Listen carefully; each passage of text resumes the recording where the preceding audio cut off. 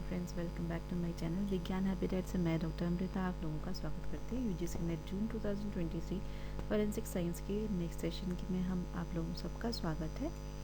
51 number question से हम वापस से स्टार्ट करते हैं। अगर आपने अभी तक मेरे चैनल को लाइक, सब्सक्राइब और बेल आइकन को नहीं दबाया है तो प्लीज़। नेक्स्ट क्वेश्चन है हमारा, soil consistence is measure of strength and coherence of soil which depends upon क्या। तो पहला ऑप्शन है सॉइल टेक्सचर, ऑर्गेनिक मैटर और सीमेंटिंग एजेंट। करेक्ट आंसर है हमारा ये तीनों, पहले के तीनों ऑप्शंस हमारे करेक्ट आंसर हैं। ये बाइंडिंग कैपेसिटी को बताता है। स्ट्रेंथ एंड कोहेरेंस का मतलब है कि बाइंडिंग कैपेसिटी को बताता है। तो सॉइल टेक्सचर मैटर करता है, ऑर्गेनिक मैटर बाइंडिंग एजेंट की तरह काम करेंगे एंड सीमेंटिंग एजेंट आपका वो भी आपको कोहेरेंस और स्ट्रेंथ को डिसाइड करने में मदद करता है। सॉइल पार्टिकल से और सॉइल के कलर से कोई लेना देना नहीं है। नेक्स्ट क्वेश्चन आ जाता है हमारा, the main exhibits which are studied in case of death due to drowning are. यहाँ ऑप्शन है हमारा स्टर्नम और लंग्स। ये दो ऑप्शंस बिल्कुल सही है। हेयर और लीवर से हम लोग ड्राउनिंग के केसेस में डायटम्स को नहीं देखते हैं। Next, behavioural biometrics, lip motion, gait, thermogram, voice और फिंगरप्रिंट। तो इसमें करेक्ट आंसर है लिप मोशन, गेट और वॉइस, क्योंकि ये एक बिहेवियर के साथ रिलेटेड है। Lip motion is one which whenever I am talking और whenever someone is talking lip motion होता है। वॉक का पैटर्न होता है आपका गेट पैटर्न, और वॉइस का पैटर्न हो गया that is also another type of behavioural pattern, यानी कि आपकी वॉइस एनोटेशन या उतार चढ़ाव होता है, दैट इज़ बिहेवियरल बायोमेट्रिक। लेकिन थर्मोग्राम एक ऐसी इंस्ट्रूमेंट है या एक ऐसा टेक्निक है जिसमें आपके बॉडी टेम्परेचर की वार्मनेस और कूलनेस को डिसाइड किया जाता है या देखा जाता है। उसकी इमेज को हम थर्मोग्राम कहते हैं, यानी कि थर्मोग्राफिक इमेज को हम थर्मोग्राम कहते हैं। और फिंगरप्रिंट हम सबको पता है कि it is related to something else. Okay, next question आ जाता है हमारा, which of the following methods of fingerprint development is based on reaction with amino acid. तो ऑप्शंस यहाँ पे है silver nitrate, ninhydrin, DFO, Sudan black. Silver nitrate reacts with the NaCl content and ninhydrin reacts with amino acid. Here amino acid के साथ DFO और ninhydrin react करते हैं, और सोडन ब्लैक के साथ फैटी एसिड रिएक्ट करता है। नेक्स्ट क्वेश्चन नेक्स्ट आ जाता है, two writings are identified as being written by the same writer by examining. इनमें से कौन कौन सी चीज़ों को आइडेंटिफाई करने के लिए हेल्प कर सकता है। तो दो राइटिंग तभी हम बोल सकते हैं कि अगर फंडामेंटली डिफरेंट ना हो तो हम उसको मानेंगे। यहाँ ऑप्शन ए में बताता है कि the absence of fundamental difference in two writings, तो हम बोलेंगे कि yes this writing, these two writings belong to the same person. Next point आता है B, the presence of fundamental difference in two writings. ये तो बिल्कुल नहीं हो सकता, क्योंकि प्रेजेंस है तो फंडामेंटल डिफरेंस कैसे हुआ। मतलब डिफरेंस है तो हम कैसे बोलेंगे कि दो writings are belong to the same person. Of course it is not. तो बी को हम रॉन्ग बताते हैं। ऑप्शन नंबर सी आता है आपका यहाँ। सी है the presence of combination of sufficient similarities. Of course sufficient similarities होंगी तभी जाके वो फंडामेंटल डिफरेंस नहीं है। तो अगर सिमिलैरिटी है तो मतलब कि पॉसिबिलिटी है कि सेम पर्सन ने लिखा है। डी ऑप्शन दिया हुआ है, the absence of combination of sufficient similarities. अगर सिमिलर नहीं है तो why will we make effort to identify the writer to be the same person. Next option, next question आ जाता है 56 नंबर क्वेश्चन। ये है hesitation of change in movement impulse is characterized by which of the following? Change in the direction of stroke, unevenness in the intermediate part of the single stroke, continuous curved और straight line। D हो गया आपका stop and tremors in stroke। E हो गया आपका stroke smoothness। तो correct answer है हमारा यहाँ, ओके, करेक्ट आंसर है हमारा A, B और D। क्या पूछा जा रहा है, हेजिटेशन या चेंज इन मूवमेंट इम्पल्स। तो हेजिटेशन है या प्रेशर के अंदर है कोई, तो चेंज इन डायरेक्शन हो सकता है स्ट्रोक का, या फिर बी ऑप्शन जो है अनइवननेस हो सकता है। और अगर कोई हेजिटेशन में वो कंटिन्यूस राइटिंग नहीं दे सकता है तो सी ऑप्शन को हम रिजेक्ट करते हैं। Option number D is correct, right. अगर आपके हाथ में मतलब आपको प्रेशर है, आपने हेजिटेट कर रहे हो राइटिंग के टाइम पे, तो there will be unusual stops, अलग अलग जगह में आप लिखते लिखते रुकोगे, या फिर ट्रेमर स्ट्रोक्स होंगे, वो आपके हैंडराइटिंग से कैरेक्टराइज हो सकता है। क्वेश्चन है हमारा, grouping of ink have the following characteristics. Grouping क्या होता है, यहाँ पे इमेज में आप देख सकते हैं, जब हम राइट लिखते हैं तो कभी कभी इंक डिपॉजिट बहुत ज़्यादा हो जाता है, तो in other words extra ink deposits along with the main line stroke in case of ball point writing, इसको हम कहते हैं ग्रुपिंग। तो ये किस किस में होता है, the stroke showed uniformly in their outer margins, नहीं बिल्कुल नहीं। सेकेंड है इंक ग्लोब्यूल्स, जो यहाँ पे आप देख सकते हो, ये इंक ग्लोब्यूल आप देख सकते हो, ओके ये इंक ग्लोब्यूल आप देख सकते हो, ये इंक ग्लोब्यूल से आप एक मार्जिन मोटा है, ठीक है। Ink globule did not have extra grooves in the stroke. Next option आता है हमारा सी ऑप्शन, जो कि a break in the continuity of stroke, वो भी नहीं है। ग्रुपिंग का मतलब क्या हुआ था मैंने बता दिया। यहाँ पे इमेज में आप देख सकते हो कि इंक डिपोजिशन काफ़ी ज़्यादा है, तो ऑप्शन नंबर ए और ऑप्शन नंबर डी है हमारा ग्रुपिंग के characteristics. Next question 58 number question आता है हमारा, characteristics and importance of satellite observed while examining the inkjet printed document are. पहले जानते हैं सैटेलाइट को होता क्या है। सैटेलाइट इस तरह का इमेज होता है जो आप देख सकते हो इस क्वेश्चन के जस्ट नीचे। जब किसी भी बहुत छोटे से होल से अगर लो वेलोसिटी या विस्कस इंक या विस्कस लिक्विड फ्लो होता है, तो वो इस तरह से फ्लो करता है, ड्रॉपलेट गिरता है। तो यूजुअली इंकजेट प्रिंटिंग में भी इसी तरह का एक फिनोमेना होता है। तो इसको फिर से समझते हैं। The process of forming inkjet drops essentially involves squeezing a low velocity fluid through a tiny hole which can subject the fluid to quite a lot of forces. तो इस तरह का ये स्क्वीजिंग होता है। तो इसका ऑब्जर्व होता है किस किस में, while examining the inkjet printed documents are, they are tiny drops, बिल्कुल है, सही बात है। First number, they are tiny drops of ink that separates from the main drops as the ink is being ejected. जब भी ink eject हो रहा है तो टाइनी होल से निकल रहा है, तो वो कुछ एक्स्ट्रा ड्रॉप्स के साथ में निकलता है। they are evidenced by dark and linear stripes that occur in the printed area, in the print area। ये बिल्कुल नहीं है। ऑप्शन नंबर डी हमारा करेक्ट आंसर है। ए और डी आंसर करेक्ट है। The satellites can be indicative of direction of print head. Question है हमारा ह्यूमन बाइट मार्क से रिलेटेड, लेकिन इसको जानने से पहले मैं बता दूं ह्यूमन बाइट मार्क जो होता है वो उसका जो आर्च होता है, आर्क, वो यू शेप होता है, और एनिमल बाइट मार्क जो होता है वो नैरो शेप का होता है, या तो वी शेप का होता है।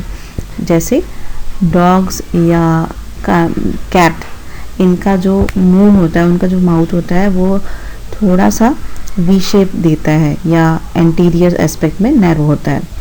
दूसरा ऑप्शन हमारा आर्क का जो शेप होता है वो ह्यूमन बीइंग में ओवल होता है या सर्कुलर होता है, वेरेस एनिमल में वी शेप या एलोंगेटेड होता है।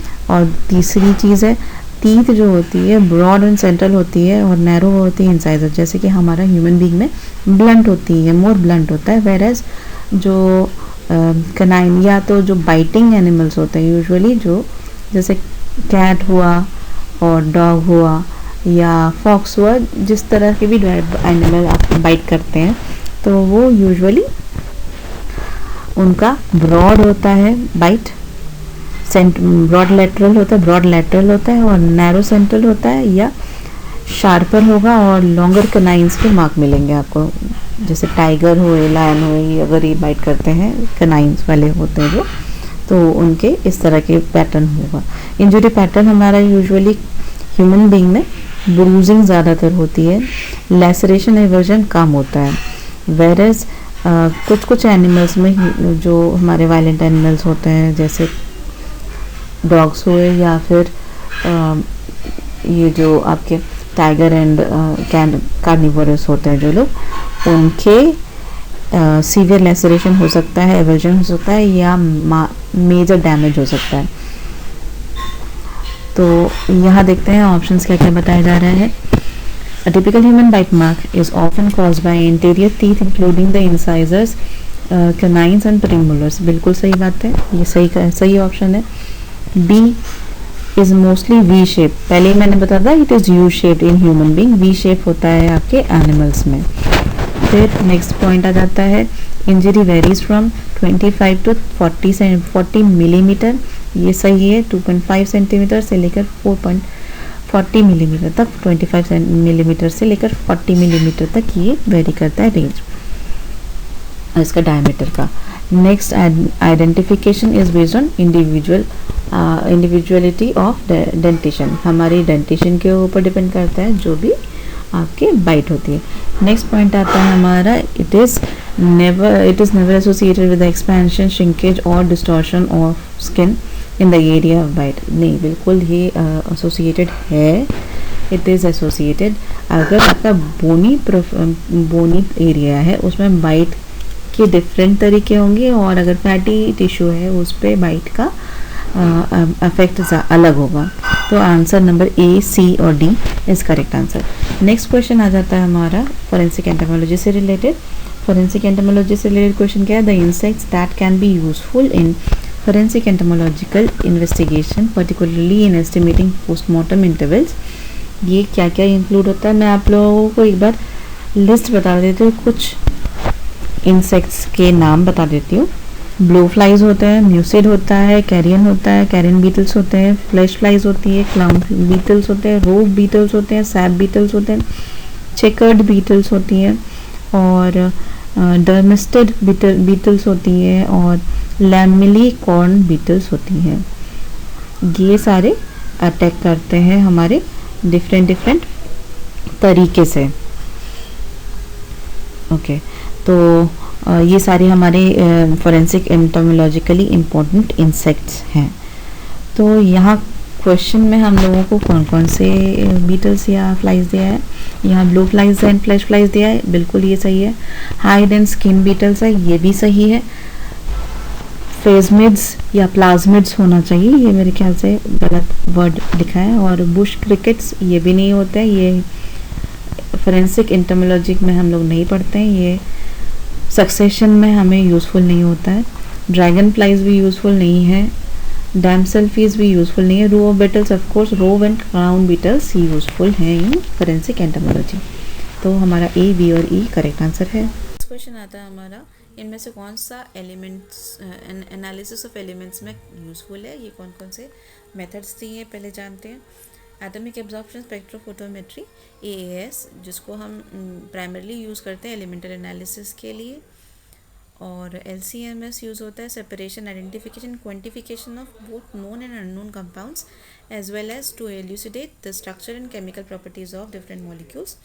नेक्स्ट ऑप्शन आता है ICP-MS। ICP-MS यूज़ होता है to measure and identify elements within a sample matrix based on the ionisation of elements within the sample. ठीक है, ये एलिमेंटल एनालिसिस के लिए यूज़ होता है। अब लास्ट वाला ऑप्शन जो हमारा GCMS होता है, GCMS यूजुअली क्वांटिटेटिव और क्वालिटेटिव एनालिसिस करता है फूड प्रोडक्ट्स का, क्वांटिफिकेशन एडिटिव्स का और आइडेंटिफिकेशन ऑफ फ्लेवर और अरोमा कंपाउंड्स का ये यूज़फुल होता है। मतलब ऑप्शन नंबर ए और option number C, ICP-MS, AAS, ये दोनों करेक्ट आंसर है। नेक्स्ट क्वेश्चन आ जाता है हमारा, इनमें से कौन से तरीके से हम मिनिमाइज़ कर सकते हैं मैट्रिक्स इफेक्ट को?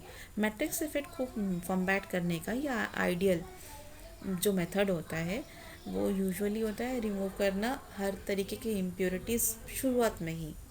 तो कौन कौन सी इम्प्योरिटीज़ को रिमूव करने का तरीका है हमारे पास? यूजिंग अप्रोप्रिएट इंटरनल स्टैंडर्ड्स, बिल्कुल सही। Altering the sample introduction procedure, बिल्कुल सही। यूजिंग मोर कंसनट्रेटेड सॉल्यूशन, अगर आप मोर कंसनट्रेटेड सॉल्यूशन लोगे तो भी दिक्कत होगी। और by allowing the interfering species, अगर आप इंटरफेयरिंग स्पीशीज़ डालोगे तो भी आपको रिजल्ट्स डिटर करेंगे।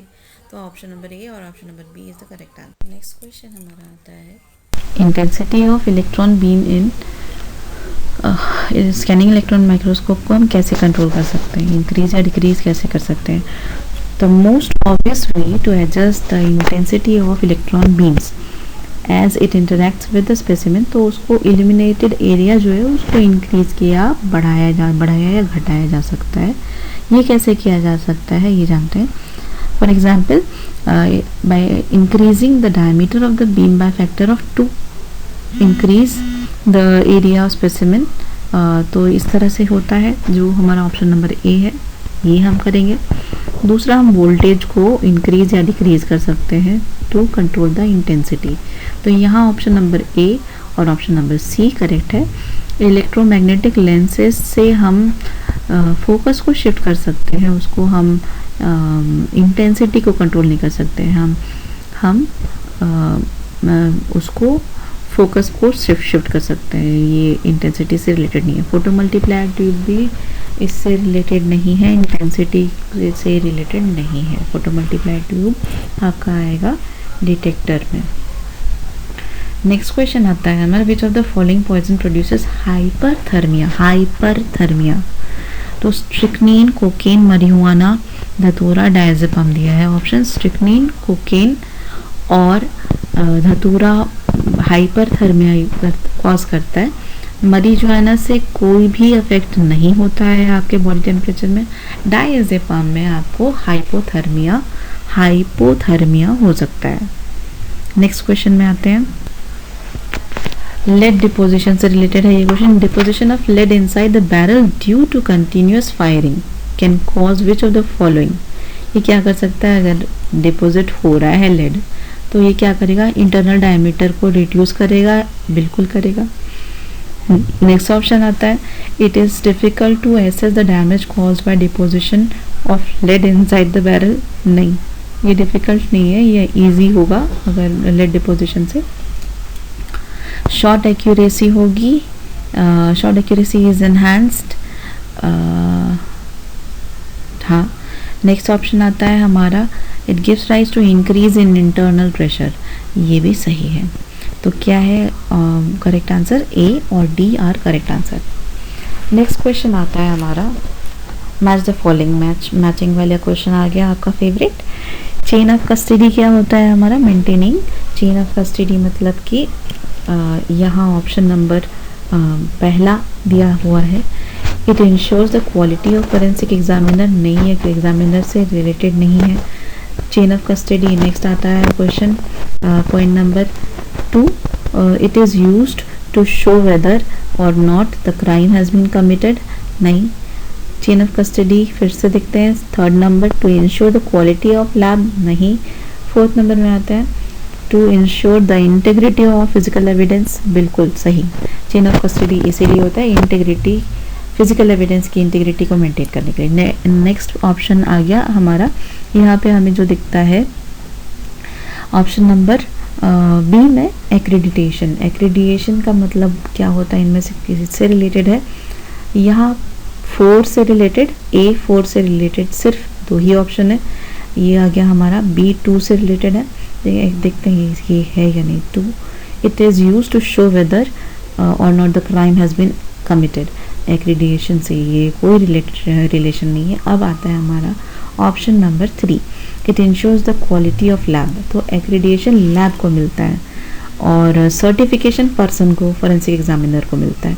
तो सर्टिफिकेशन 1 हुआ, एक्रेडिटेशन लैब को मिलता है मतलब 2 हुआ, 3 हुआ, और इंसेप्टिव एविडेंस हो गया आपका 2nd। तो आंसर नंबर 3 हुआ करेक्ट आंसर। फॉलोइंग आ गया GCMS। GC रिलेटेड टू कौन सा डिटेक्टर है, यहाँ हमारा टेक्निक है लेफ्ट हैंड साइड में, राइट हैंड साइड में डिटेक्टर्स है। तो GC का डिटेक्टर क्या होता है, GC का डिटेक्टर बोलोमीटर नहीं होता। GC का डिटेक्टर थर्मल TCD या थर्मल कंडक्टिविटी डिटेक्टर, हाँ ये होता है। GC के डिटेक्टर और भी होता है, मैं बताती हूँ आप लोगों को। IR स्पेक्ट्रोस्कोपी में कौन सा डिटेक्टर होता है, B option number 1 bolometer, I R is related to heat, तो बोलोमीटर होता है यूजुअली।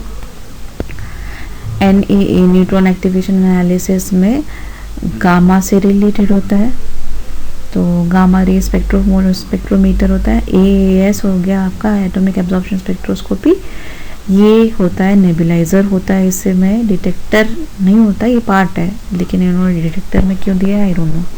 तो ये हो गया correct answer. GC is related to TCD, IR is related to bolometer, NAA is related to gamma rays spectrometer and AAS is related to nebulizer.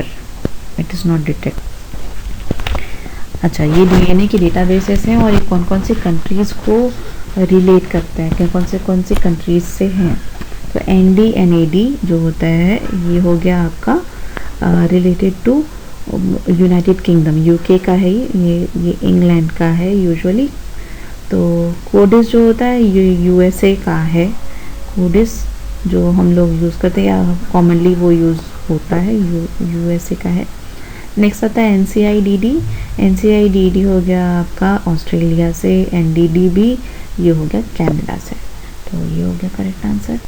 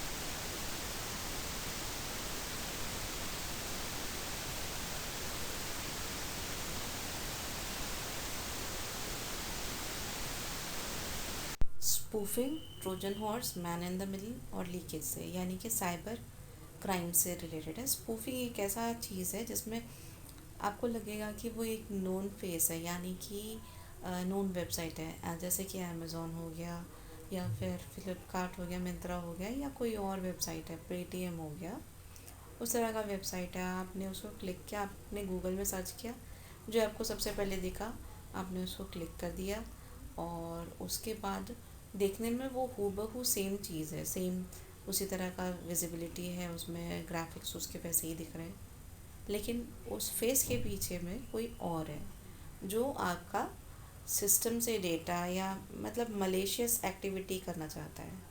तो spoofing उसे कहते हैं।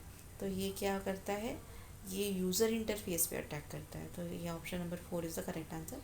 ट्रोजन हॉर्स हो गया एक ऐसा सॉफ्टवेयर या कौन सा एप्लीकेशन जो कि आपके फ़ोन या कंप्यूटर में ऐसे लगता है कि वो कोई हार्मलेस एप्लीकेशन, मतलब कि आपके पास कोई ऐप किसी ने भेजा या ऑटोमेटिकली फ्लैश कर रहा है कि आप इसको डाउनलोड करें और जल्दी से जल्दी योगा सीखें या वेट लॉस करें या फिर कुछ भी इस तरह से रिलेटेड कुछ भी आ रहा है ऑफ़र लेने के लिए, ऑफ़र को अवेल करने के लिए उस लिंक को दबाएं और इस वेबसाइट से ये एप्लीकेशन या सॉफ्टवेयर डाउनलोड करें।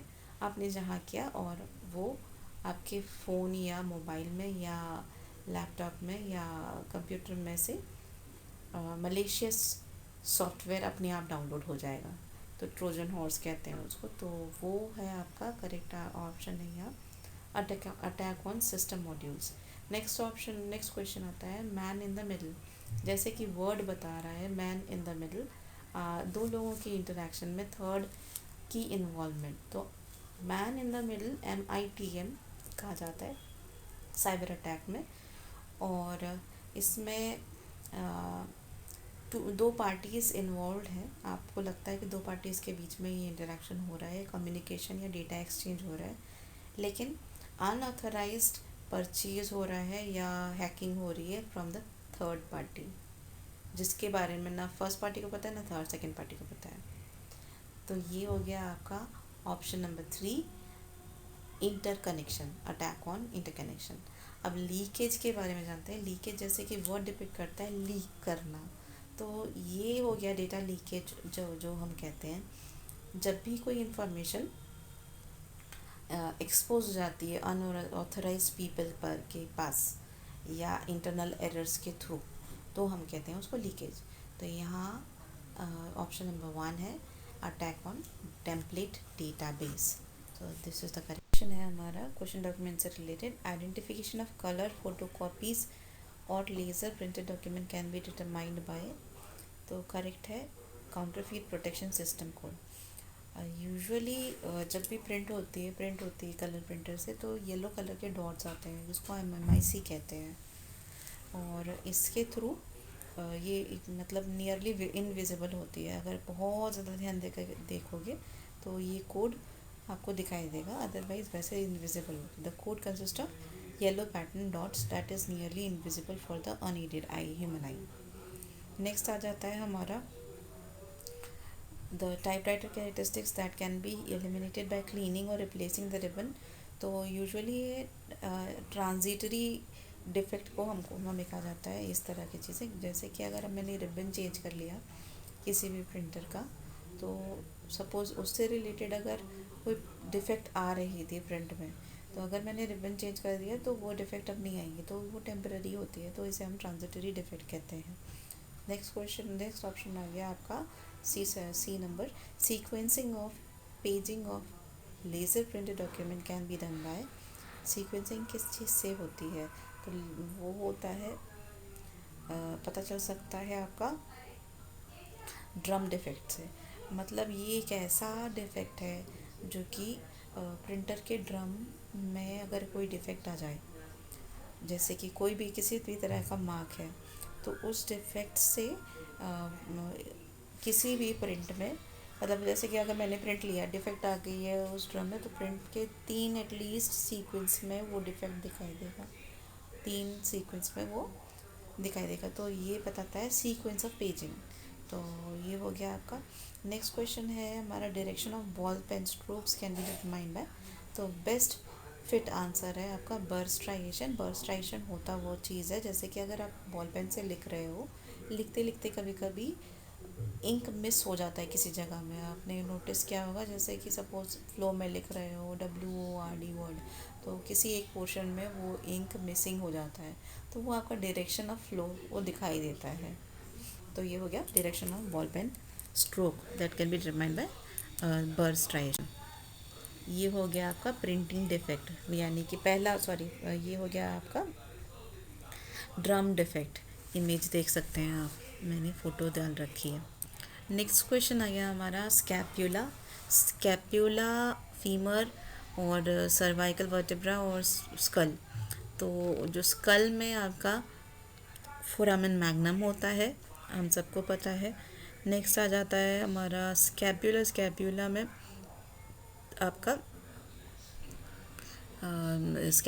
आपका एक्रोमियन प्रोसेस होता है। और नेक्स्ट आ जाता है फीमर। फीमर में आपका फोराम लीनिया एस्पेरा बोल के एक लाइन होती है, एक ना मतलब रफ सी लाइन होती है उस फीमर के बोन में। नेक्स्ट आ गया आपका सर्वाइकल वर्टेब्रा। तो सर्वाइकल वर्टेब्रे में आपके पास में होता है फोरामेन ट्रांसवर्सरम। तो ये हो गए आपके बोन से एंथ्रोपोलॉजी। फिनोप्थलीन टेस्ट, जैसे ट्रैप केसेस में होता है, अगर कोई ब्यूरोक्रेट या कोई भी घूस लेता हुआ दिखाई देता है तो उसको ट्रैप करने के लिए इस तरह का मेथड यूज़ किया जाता है। यूजुअली इसमें सबसे पहले हम क्या करेंगे, हम कुछ कुछ नोट्स लेंगे और उन नोट्स में कुछ फिनोप्थलीन पाउडर, जो कि वाइट कलर का या ट्रांसपेरेंट जैसे सॉल्ट दिखता है, कॉमन सॉल्ट दिखता है वैसे ही दिखता है, उसको हम स्प्रिंकल कर देंगे। तो उसमें से एक एग्जिबिट सॉल्यूशन लेंगे और वो लेने के बाद हम उसमें ऐड करेंगे few drops of dilute HCl। ठीक है, HCl से हम उसको क्लीन करेंगे। फिर उसके बाद हम लेंगे हम देखेंगे पिंक कलर एग्जिबिट दिखाई दे रहा है और धीरे धीरे वो पिंक कलर एग्जिबिट डिसअपियर हो जाएगा। और उसके बाद हमने करना है few drops of sodium hydroxide लेना है, तो पिंक कलर वापस से दिखाई देना शुरू हो जाएगा। तो हमारा सही आंसर है option number 3 ACEDB। Next question है हमारा SPE से रिलेटेड, यानी कि सॉलिड फेज एक्सट्रैक्शन से रिलेटेड। ये एक सैम्पलिंग मेथड होता है। तो इसमें पूछा जाता है कि सीक्वेंस 5 स्टेप्स के बताएं। तो सीक्वेंस 5 स्टेप्स के हैं। सबसे पहले हम वेट करेंगे सॉल्वेंट को वेट करने के बाद हम कंडीशनिंग करेंगे सॉल्वेंट की। फिर उसके बाद हम लोड करेंगे सैंपल को। उसके बाद हमने रिंजिंग करनी है या वॉश करना है सॉल्वेंट को। उसके बाद एल्यूट करते हैं, जो भी हमारा एनालाइट का इंटरेस्ट ऑफ एनालाइट होता है उसको हम एल्यूट करते हैं, एल्यूशन होती है। नेक्स्ट क्वेश्चन आ जाता है हमारा, when the concentration of alcohol in the blood increases, the effect of alcohol become increasingly sedative in which of the following। तो सबसे पहले आता है सोब्रिटी, सोबर होता है। फिर नेक्स्ट होता है हमारा यूफोरिया होगा, यूफोरिया यानी बहुत ज़्यादा खुशी होने लगेगी। उसके बाद एक्साइटमेंट होगा, फिर एक्साइटमेंट के बाद में कन्फ्यूजन क्रिएट होगा और फिर लास्ट में स्टूपर होता है। ये हो गया अल्कोहल का इफ़ेक्ट। नेक्स्ट क्वेश्चन है, अरेंज करना है हमें increasing order by the weight the ingredients used in mercury fulminate primer. तो ये हो गया बैलिस्टिक से रिलेटेड क्वेश्चन। ये क्वेश्चन में हम देखते हैं कि मरकरी का वेट, मरकरी फुलमिनेट किस किस में इंक्रीज़ हो रहा है। सबसे कम होता है सल्फ़र में जैसे देख सकते हो आप, उसमें कुछ नहीं है मरकरी से रिलेटेड। नेक्स्ट आ गया आपका मरकरी फुलमिनेट सेकंड नंबर में आ गया। फिर इंक्रीज़ होता है आपका पोटेशियम क्लोराइड और उसके बाद आता है आपका एंटीमोनी सल्फेट। नेक्स्ट क्वेश्चन है related to pellets, increasing order में देने के लिए दिया गया, लेकिन ये क्वेश्चन को ड्रॉप कर दिया है, इसलिए हम इसमें अभी फ़िलहाल टाइम वेस्ट नहीं। The correct sequence used in analysis of glass fragment conducted in forensic science lab are तो आपके ग्लास अगर मिलता है तो ग्लास सरफेस एग्जामिनेशन सबसे पहले करेंगे, सरफेस का एग्जामिनेशन करेंगे। उसके बाद हम क्या करेंगे, उसके बाद हम करेंगे सरफेस का लुमिनेसेंस एग्जामिनेशन, यानी कि उसको यूवी के अंडर या एएलएस के अंडर देखेंगे। फिर रिफ्रैक्टिव इंडेक्स मेजरमेंट करेंगे। उसके बाद हम AES करेंगे, एटॉमिक एमिशन स्पेक्ट्रोस्कोपी करेंगे। फिर उसका डेटा कंपैरिजन करेंगे। जैसा दिया हुआ वही है sequence. Next question, the correct sequence of approach in latent fingerprint, इनमें से प्रिंट एग्जामिनेशन में से क्या है। सबसे पहले आता है, ये ऑप्शंस दिए हुए हैं, matching, visualisation, preservation, location, development. सबसे पहले हम लोकेट करेंगे, लोकेट करने के बाद हम विजुअलाइज करेंगे, विजुअलाइज करने के बाद हम प्रिजर्व करेंगे, लोकेशन विजुअलाइज करेंगे। उसके बाद हम डेवलप करने के बाद हम प्रिजर्व करेंगे और उसके बाद मैच करेंगे। तो ये करेक्ट ऑप्शन है, ऑप्शन नंबर 1 DBECA। क्वेश्चन आता है हमें, विच of the following is correct sequence for various stages of typical biometric identification. तो टिपिकल बायोमेट्रिक आइडेंटिफिकेशन में क्या क्या यूज़ होता है। इमेज एक्विजिशन मॉड्यूल होगा, बहुत सारे इमेज कलेक्ट किया गया। उसके बाद क्वालिटी असेसमेंट मॉड्यूल होगा, फिर फीचर एक्सट्रैक्शन मॉड्यूल होगा, फिर मैचिंग मॉड्यूल होगा, फिर डिसीजन मेकिंग मॉड्यूल होगा। ये हो गया आपका सही सीक्वेंस, यही है। Next question, the correct sequence to carry out RFLP of blood sample. तो सबसे पहले हम करेंगे DNA आइसोलेशन। DNA आइसोलेशन करने के बाद में हम करेंगे addition of restriction enzyme. Addition of restriction enzyme करने के बाद हम जेल इलेक्ट्रोफोरेसिस करेंगे। जेल इलेक्ट्रोफोरेसिस करने के बाद हम सदर्न ब्लॉटिंग करेंगे। सदर्न ब्लॉटिंग करने के बाद हम लास्ट में हाइब्रिडाइजेशन विद प्रोब करेंगे। ये हो गया हमारा करेक्ट सीक्वेंस, जो कि आप देख सकते हो इनमें ऑप्शन नंबर 2 में CDAEB। गन शॉट वोन pattern, arrange the following in increasing order of distance of fire. तो सबसे क्लोज जो मिलेगा आपको वो होगा मजल पैटर्न, वो कॉन्टैक्ट वुंड में यूजुअली मजल पैटर्न होता है। नेक्स्ट आ जाता है हमारा इजेक्टा इनसाइड द वुंड में इजेक्टा रहेगा। इजेक्टा यानी कि जो भी इवन द बुलेट भी उसको हम बोल सकते हैं, एमिनेशन भी बोल सकते हैं। उसके अलावा भी ब्लैक पार्टिकल या फिर जो भी सेमी बर्न पार्टिकल, ये सारी चीज़ें वुंड के अंदर भी दिखाई देंगे। नेक्स्ट हो गया आपका गन शॉट रेसिड्यू, GSR, उसमें मिलेगा, थोड़ा दूर तक मिलेगा आपको, इवन हाथों में भी, जिसने फायर किया उसके हाथों में और थोड़े दूर तक मिलेगा। और लास्ट में ब्लैकनिंग और टैटूइंग जो होता है, टैटूइंग, तो ये भी मिलता है दूर में।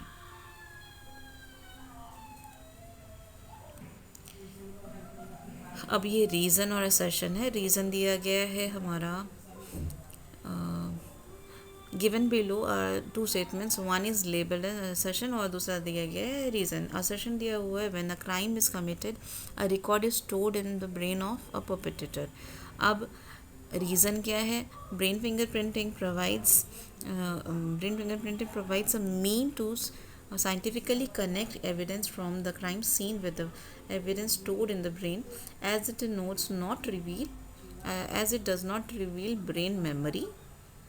और मर्मर कहते हैं, यानी कि brain memory and encoding related multifaceted electroencephalographic response on comparing the evidence from the crime scene and evidence stored in the brain।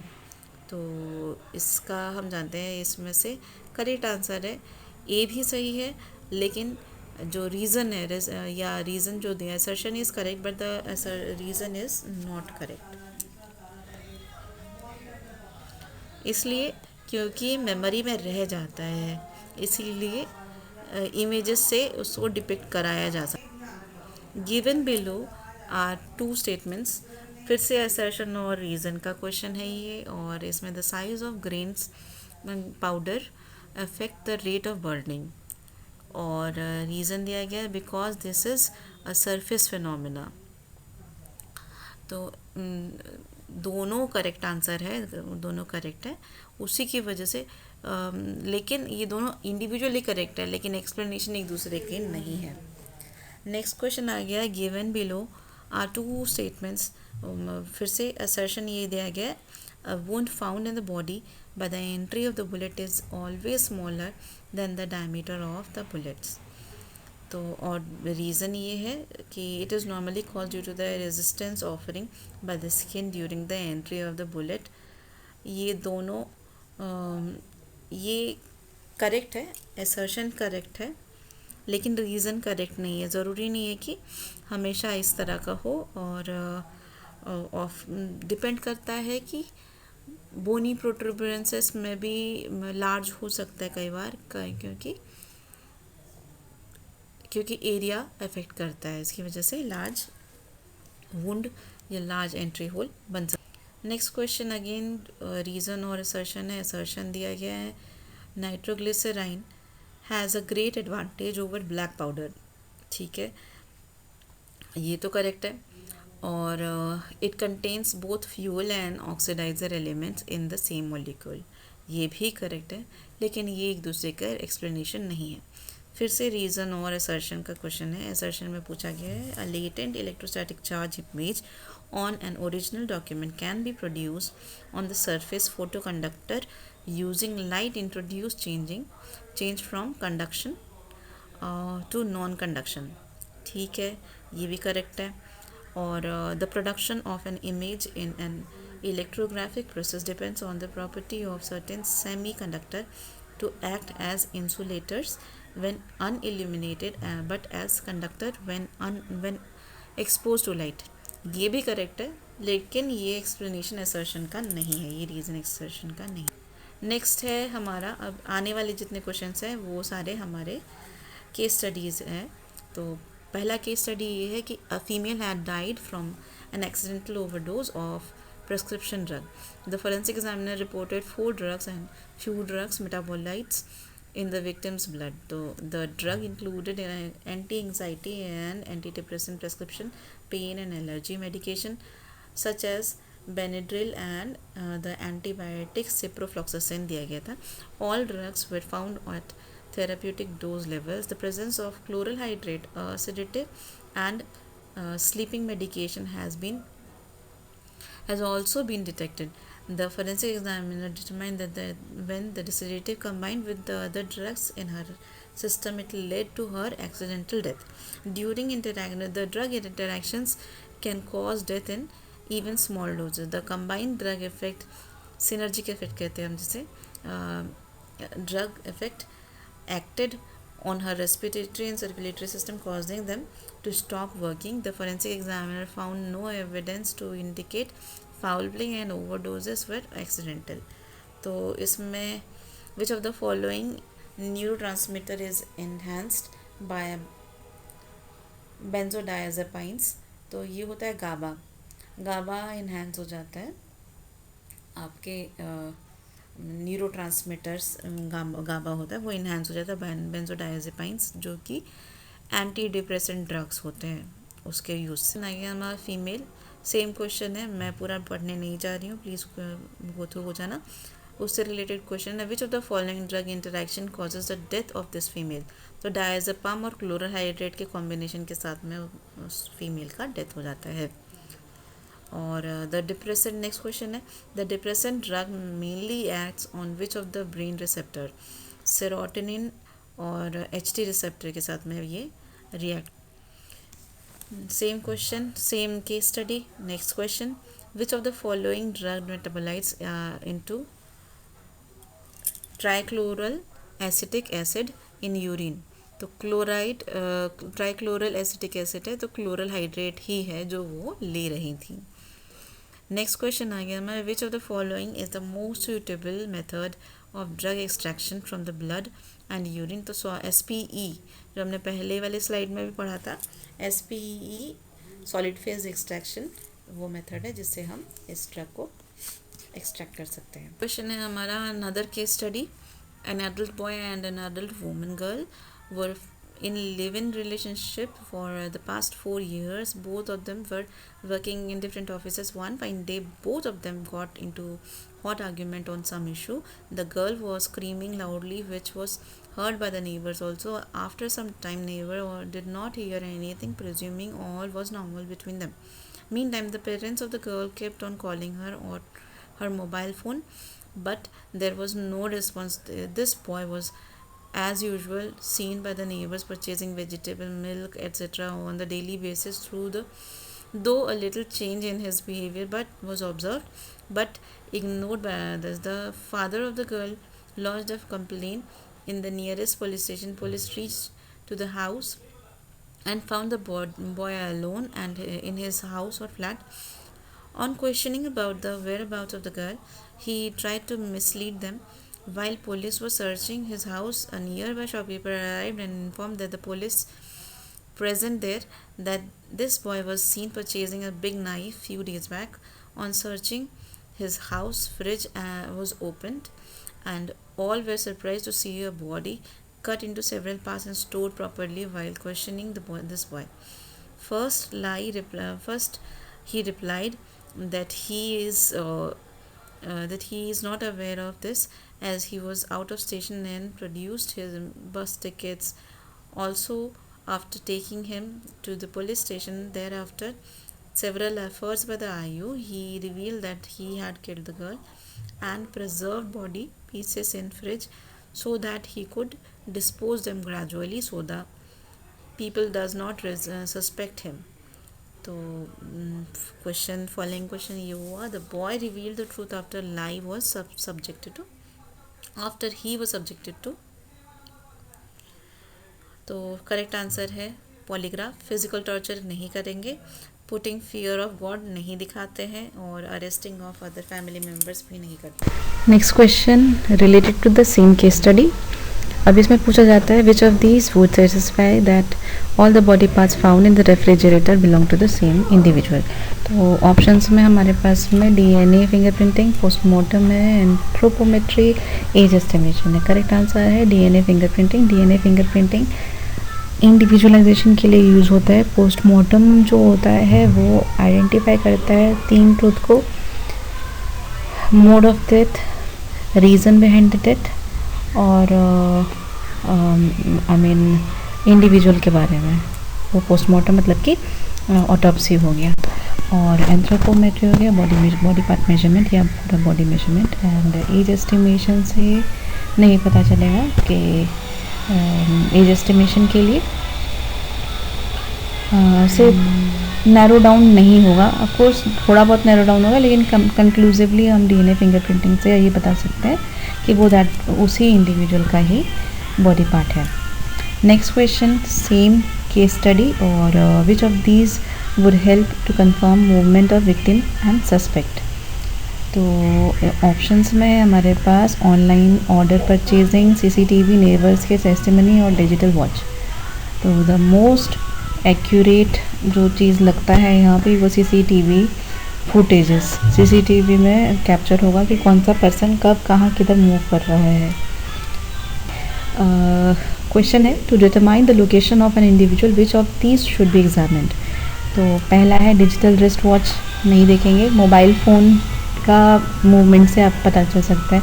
Presence of weapon, वो ऑफकोर्स नहीं बताता है कि लोकेशन इंडिविजुअल का नहीं बताता है वेपन. और पब्लिक ट्रांसपोर्ट एविडेंस, वो भी कंक्लूसिव नहीं है. मोबाइल फ़ोन मोस्टली रिलायबल है. सेम है यहाँ पर. यहाँ पूछा जाता है under which section FIR in the case shall be registered. तो सीआरपीसी 154, 156, 157, 159 दिया हुआ है. 54 is the correct answer. 154 information in cognizable cases को कहा जाता है. और नेक्स्ट 156 जो हो जाए हमारा सीआरपीसी का, वो बताता है हमें information regarding power to investigate cognizable case. 157 बताता है हमें 157 हमें बताता है इसी से रिलेटेड ही है, सिमिलर सा ही है. And it is when information as to the commission of any such offence is given against any person by name and the case is not serious, is not of a serious nature. तो of course इसमें serious nature है case की। Section 159 बताता है हम लोगों को CRPC का कि डिस्क्रिप्शन सच ये होता है पावर टू होल्ड इन्वेस्टिगेशन और preliminary inquiry based on this kind of crime. तो दिस इज़ ऑल। अब आगे के लिए बस इतना ही। आने वाले टाइम पे मैं और ज़्यादा वीडियोस अपलोड करने वाली हूँ। मेरे चैनल को लाइक और सब्सक्राइब ज़रूर कर लीजिएगा। इसको में कमेंट ज़रूर डालिएगा। अभी बहुत ही जल्दी आप लोगों का नेट का एग्ज़ाम होने वाला है, उसके लिए बहुत बहुत बहुत बहुत all the best. Please like subscribe ज़रूर करिएगा मेरे चैनल को और फॉलो ज़रूर करिएगा। Till then take care and all the best.